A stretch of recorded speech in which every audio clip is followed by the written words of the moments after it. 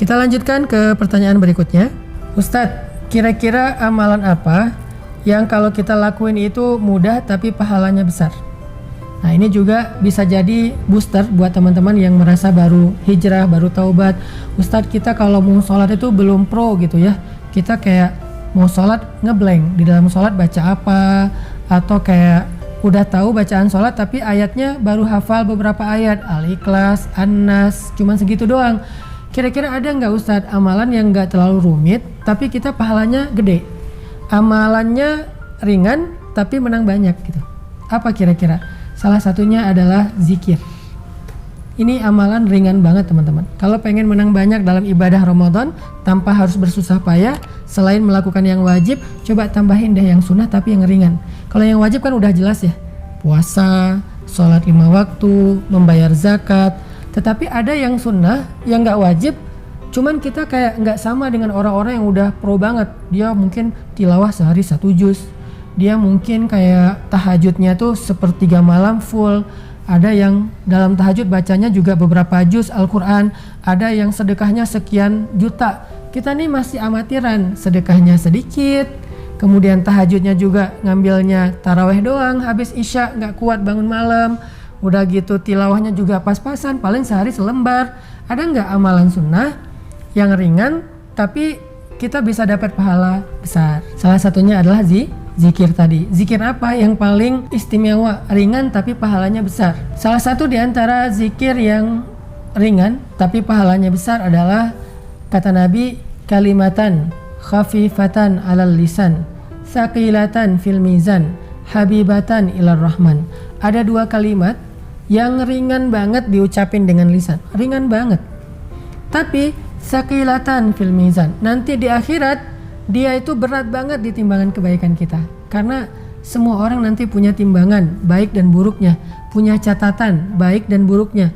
Siapa yang diberikan buku catatan amal dari sebelah kanan, berarti dia termasuk golongan kanan yang dimasukkan ke dalam surga. Siapa yang diberikan sebelah kiri atau dilemparkan dari belakangnya, berarti dia orang yang rugi, tempatnya adalah di neraka. Siapa yang dapat catatan dari sebelah kanan yang timbangan kebaikannya lebih berat?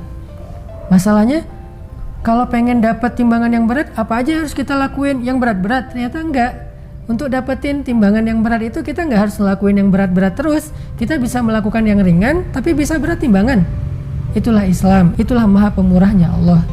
Makanya kata Nabi, ada 2 kalimat yang diucapkan ringan di lisan, tetapi saqilatan fil mizan, berat banget di timbangan. Luar biasa ya, ringan di lisan, berat di timbangan. Kurang baik apa Allah coba pengen memasukkan kita ke surga, masih bilang Allah itu kayaknya gak suka sama kita, kayaknya Allah gak senang kita jadi orang benar. Buktinya untuk jadi orang benar, untuk jadi ahli surga, Allah mudahkan kok caranya dengan kalimat yang ringan di ucapan tapi berat di timbangan. Dan yang ketiga kata Nabi, habibatan ilar rahman, Allah suka banget dengan kalimat itu. Allah suka, Allah nge-like kalimat itu. Allah jatuh cinta kepada orang yang sering mengucapkan kalimat itu.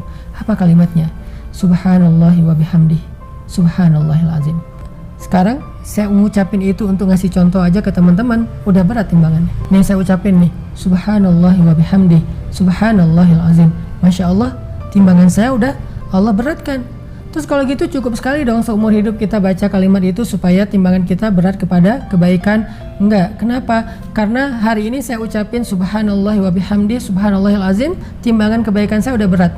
Besoknya saya bikin dosa besar, balik lagi berat ke sebelah. Karena kita nggak pernah tahu amal kita itu kadang-kadang yang kita udah lakuin bisa hilang begitu aja tanpa kita sadari. Kenapa? Contoh, saya ngucapin nih subhanallahi wa bihamdi, subhanallahil azim, habis itu menggibah, maka pahala saya yang tadi luar biasa besar langsung ditransfer kepada orang yang saya gibahin, langsung ditransfer kepada orang yang saya sakitin, langsung ditransfer kepada orang yang saya zolimin, langsung ditransfer kepada orang yang saya fitnah. Berarti kan habis pahala tadi.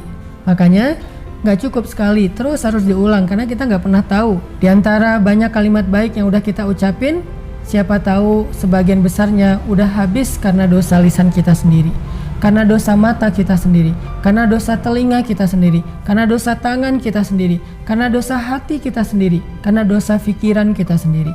Sehingga kita sendiri yang menghabiskan kebaikan-kebaikan kita, termasuk orang yang bangkrut. Nauzubillah min dzalik. Makanya Nabi ngajarin kepada kita, "Hei umatku, kalau kalian pengen dapat timbangan yang berat, pengen dicintai oleh Allah, tapi kayak susah beramal yang berat-berat," kata Nabi, ucapkanlah 2 kalimat tersebut. Subhanallahi wa bihamdi, subhanallahil azim. Yuk kita basahi lisan kita dengan zikrullah.